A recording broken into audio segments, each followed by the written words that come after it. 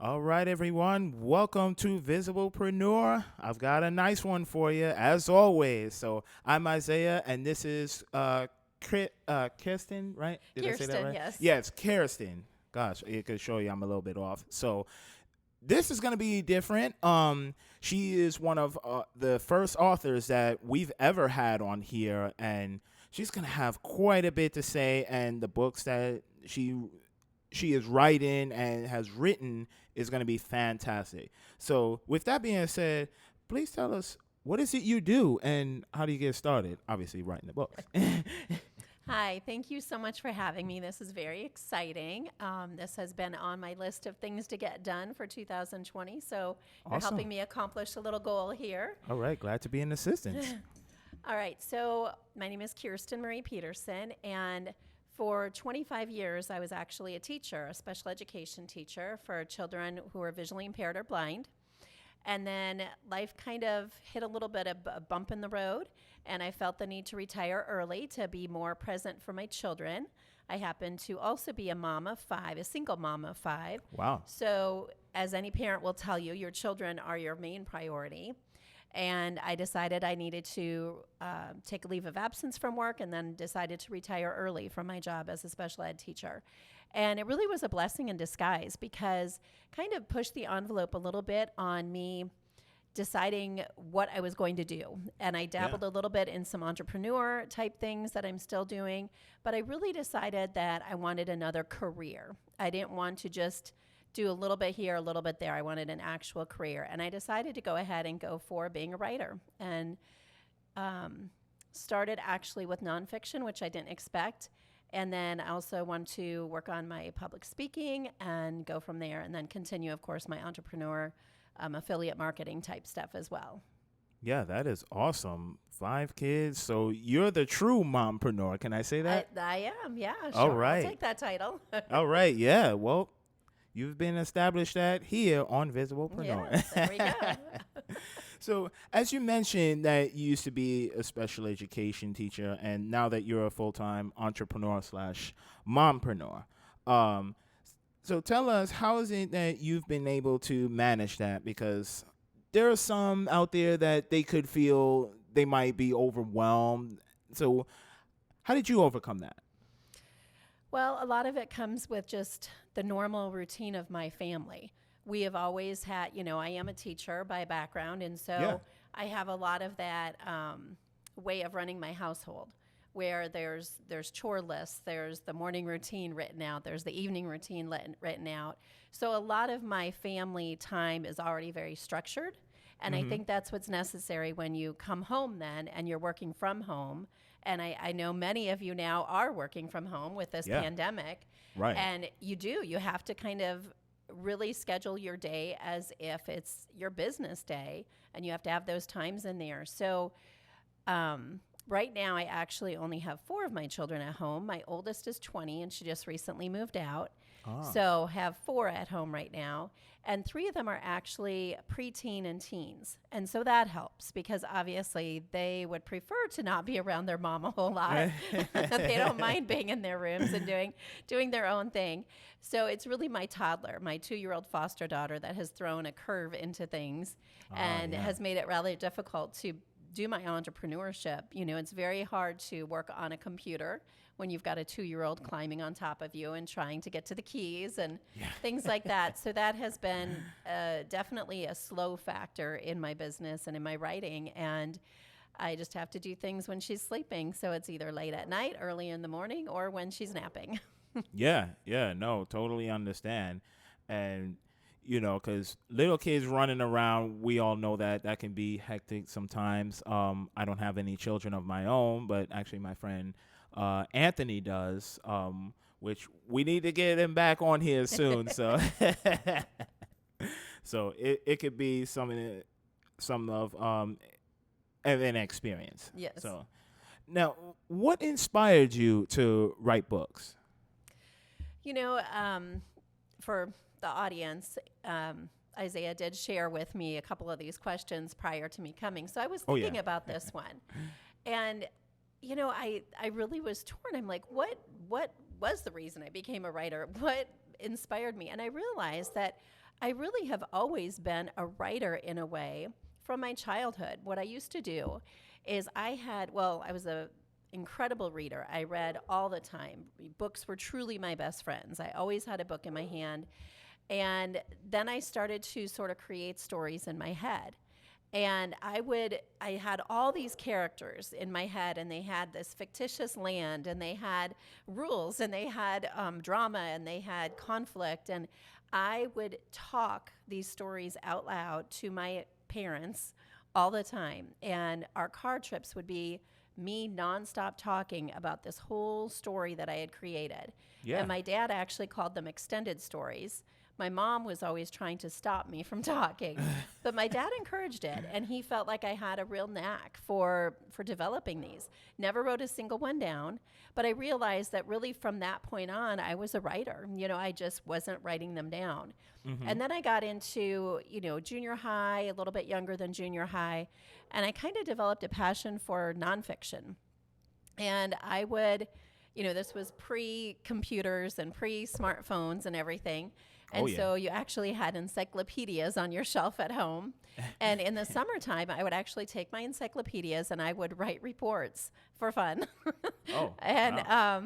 I would think of topics that I didn't know anything about. I would think of countries I didn't know anything about. I wrote a report for my family about Japan, and another one about Greece, and one about Russia. And then I found animals I didn't know anything about, and I would write reports on them. And different religions, Hinduism, Buddhism, I knew nothing about, so I wrote reports about that. So I think that's when I sort of delved a little bit into my nonfiction interest.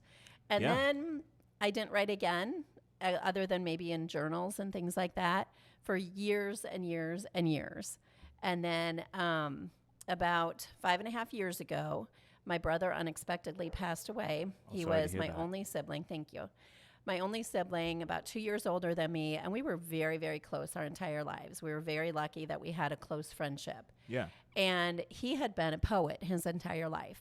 He had started writing poetry when he was in his teens, and he wrote all the way up until his death. And he had always wanted to publish them, and he had never gotten around to it. And when I was a teenager, I had actually tried to publish some of his poems for him and didn't get too far with it. But after he died, I decided, I want to do this for him. I want to publish these poems for him. So I have started to put those together. His book will be called One Man's Poetic Soul, and that'll be coming out hopefully in the spring of 2021. Awesome. It was supposed to come out into the spring of 2020, and then all of a sudden the pandemic hit, and my kids were home, and they needed the computers for school, and life took a little side curve there.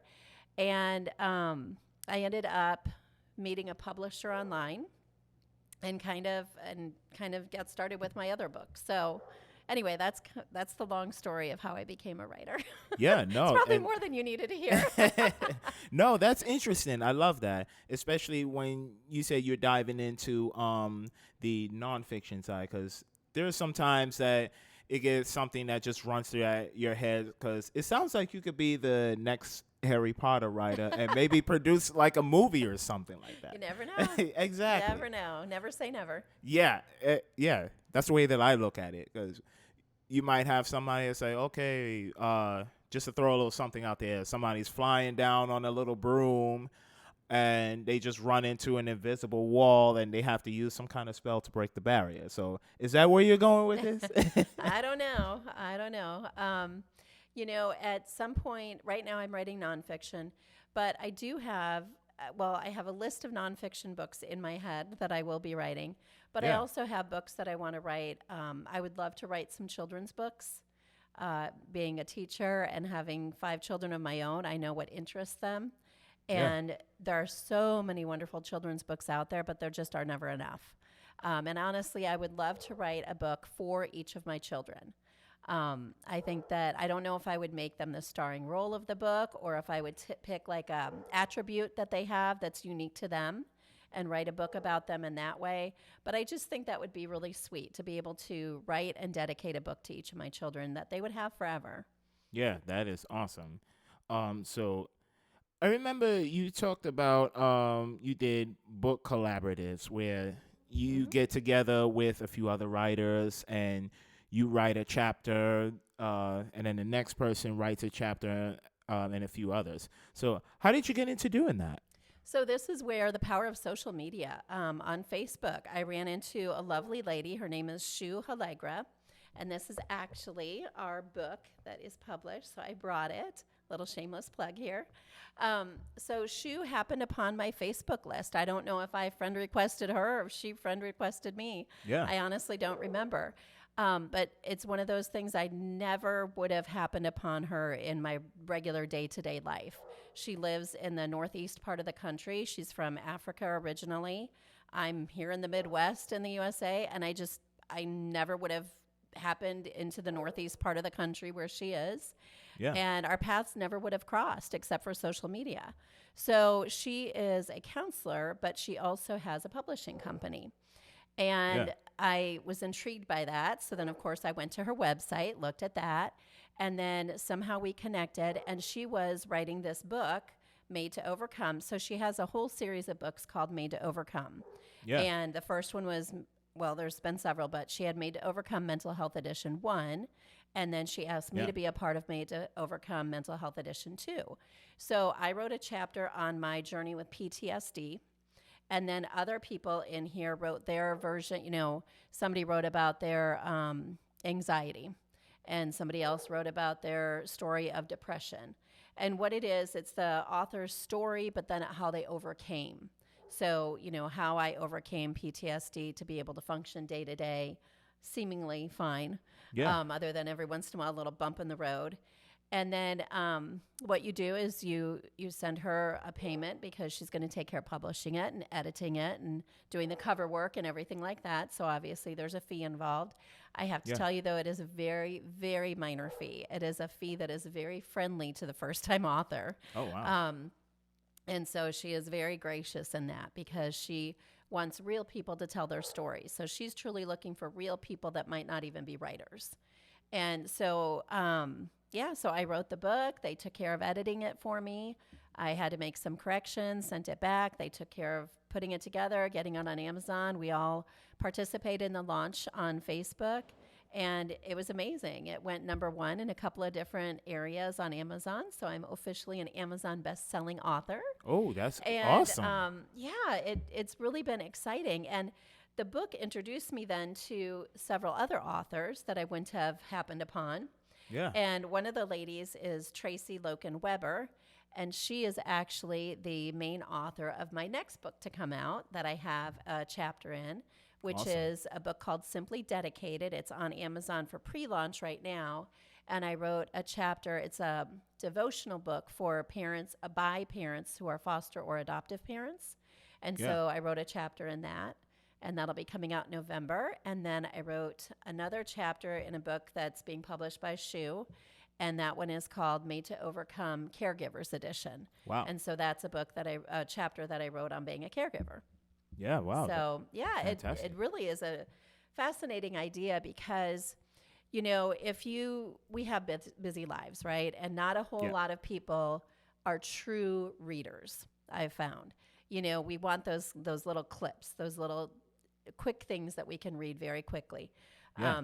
You seem to either be a reader where you read novel after novel, or you aren't at all. So this is kind of a way to sort of meet people in the middle, because you can pick this book up and you can read one person's story. It's very short. Yeah. And then you can put it down, and 2 weeks later you can pick it up and read another person's story. Yeah. And then put it down. And so it's nice because it's very, very user friendly, Yeah, no, that is awesome. And are you doing not just actual books itself, but are you doing audio books as well too, or? At this point, not yet. I do want to get into that though, because honestly, I don't read many print books because I fall asleep. Yeah. I hit the bed and I'm reading Guilty. the book, and the next thing you know, I'm sound asleep. So I read or I listen to Audible books all the time. I am a huge fan of Audible. And, when I put my kids to bed at night and I'm doing dishes, I'm listening to an Audible book. And when I'm doing laundry, I'm listening to one. And it's a great way for me to get those mom tasks done, but Yeah. also still have some downtime and enjoy. And, the more that I read, the better I will write. And so I think Absolutely. it's important just for my craft to listen to more and more and more books and broaden my the genres that I usually tend to favor are murder mystery type books. Oh, And yeah. so trying to, and then self-help books. So trying to broaden out and, focus on some other books to help myself out. Yeah, that is awesome. Because, like I said, I'm also guilty of taking an actual book and then reading it, and it's like, okay, I'm slowly starting to fall asleep. My mom does that too. So Yeah, it's a As I was- struggle for sure. yeah, and that's why I Because was we're like, just going the audio. 900 miles an hour all day. And Yeah, then you go, exactly. even if I sit to read a book, I find myself sort of, curling up to the side of the chair, getting too comfortable. So, yeah, Audible's a exactly. nice option. Yep, I love it. So, tell us some of the names of the books that you've written and what's the inspiration behind it? Well, like I said, this one obviously Made to Overcome, Mental Health Edition 2, available on Amazon. For those that can in- only watch the audio. Yeah, paperback and on Kindle.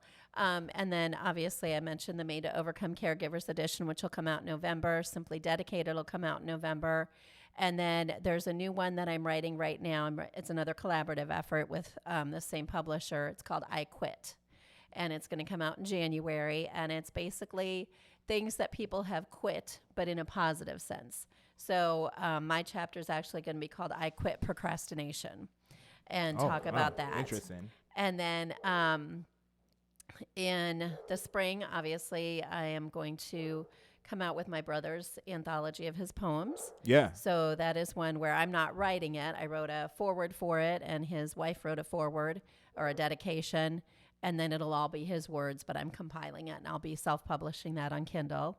Yeah. And then awesome. the next book that I'll have coming out in the spring is one on sibling grief.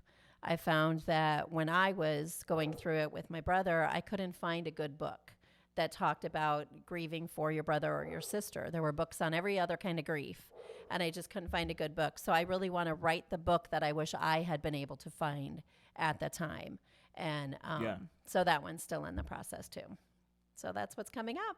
All right. Yeah. Looking forward to it. And so, as you've written chapters of books, I'm sure you're going to be writing like an actual whole book yourself, in which I'm sure you've probably produced that maybe here and there. So, are you going to become the next number one author publisher? I would love to become a speaker and author because I do think that as a special education teacher for children who are visually impaired, that's a very tiny little thing that most people don't know about. And I'm an adoptive mom. I'm a single mom. I have more than the standard 2 or 3 kids. I do think I have some stories in me that could be uplifting, motivational, inspirational, that people might want to hear more about. But then I also am really looking forward to branching out into some fiction books. And like you said, if and when I write some fiction books, I do want to write a series for sure. I think that, for my own children, my boys love the Diary of a Wimpy Kid series. And there's another series called iFunny that they like. And so if you can get a kid involved in one book and get them to really like it, and it's a series, you have a reader on your hands because they're excited for that next book to come out and the next book. And that's really the end goal, is to have children become readers so that they can then become leaders. Yeah, that is awesome. And the tough part, like you said, is getting children into particular books. So how is it that you're able to find what book that'll entertain, like, for example, your children? Like, how are you able to find that one book that will entertain them? Trial and error. You just keep looking. When my children were very young, we went to the library all the time. And I would always try to guide them to the books that I thought they would like. And it was amazing. Every single time they found their own books. And they would pick them up, and I would look at them and say, "Are you sure? You really want to read that book?" And, kids know. Kids know what intrigues them if they're given the opportunity.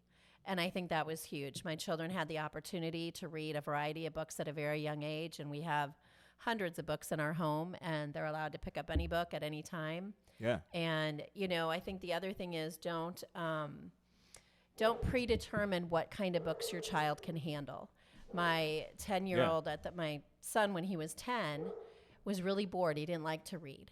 And I started to allow him to read adult books. And I realized that that's what he was craving. He wanted a bigger book to read. He wanted to push himself, and he was more interested in topics like war and historical fiction. And he loved that. And it just wasn't holding his attention at his level. So, trial and error and allowing the child to guide the decision. Yeah, no, that is awesome. So, with millions of books written every year, how is it that you market your book, especially you want it to get noticed? Right. So, this book right here, so the way that this works, it's put out by the publisher. And so when somebody buys it from Amazon, the publisher is going to get the royalties or whatever. Amazon gets their cut, and then the publisher gets her cut. And so for me to get my cut as somebody who wrote one chapter in the book, the way that works is I have to become, in this particular instance, I'm an Amazon affiliate. And so I have an affiliate link, and I share that link. And then when people purchase my book from that link, then I get literally pennies from it.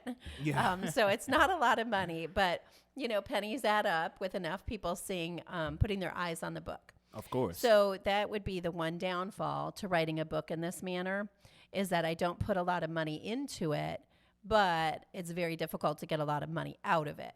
Right. But, I think that the power of social media can't be underestimated or undervalued. Social media is phenomenal. Twitter and LinkedIn and Facebook and Instagram and YouTube. If you know how to use them and you use them well, they can open up a whole new world for you. And so I'm involved in a lot of Facebook groups that are about marketing for books and authors and publishers. I've learned a ton from them. I've learned that, like I said, the affiliate marketing on Amazon definitely helps out. And then really and truly not being afraid to talk about your book. If you're an actor, you're not afraid to talk about the TV show or the movie that you're in. And when you're an author, you can't be afraid to talk about the book that you wrote. There's a lot of self-promotion. Nobody's going to go out there and talk about my book unless I'm talking about it first. Yeah. And so I think that probably is the biggest hurdle to overcome when you first start writing, because when you first start writing, it's a little bit daunting. You're looking at people that are incredible writers, that are, huge people in the industry now, and the people from the past, Louisa May Alcott and Laura Ingalls Wilder are two that come into my mind that I read their books as a young girl.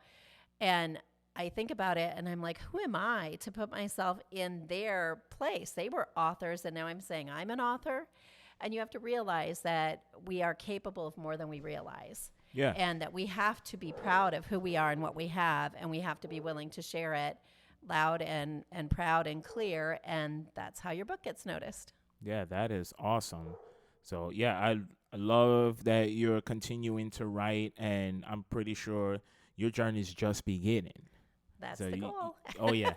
You've got a long way to go, and please keep up the writing. Whatever you do, don't give up, because you will get noticed. Absolutely. Well, thank you so much for having me on here, because this is my first official podcast, and it is going to be the first of many. So, in a couple of years, I'll come back around, and, I'll come back and show you my stack of books that I have, and we'll talk about it again. Yes, and looking forward to it. So, last question I wanted to ask, because I always ask this with every guest I've had on here, is that how does someone get in contact with you? Oh, well, probably the easiest way is through Facebook. So my Facebook name is my full name, Kirsten Marie Peterson. And I have a public page, so you'll be able to find me. You can send me a message and, just say that you heard the podcast. I also have an email that I think you're going to go ahead and put on here, right? I am. So my email is kirstenmariepeterson201@gmail.com. So you're welcome to send me an email as well. And I definitely am open to doing more podcasts. I would love to come and speak to any groups that you think, might be interested. And I would love to connect with some other writers as well. Yeah, absolutely. So I love that. So yeah, with that being said, yeah, thank you for being a guest on Visiblepreneur. And we'll definitely be seeing more of your books out there. And for all our viewers or listeners, please don't forget to like our Facebook, subscribe to our YouTube channel, and check us out on Anchor, Spotify, Apple Podcasts, wherever it is you're listening to. And with that being said, take care, and we'll see you on the next one.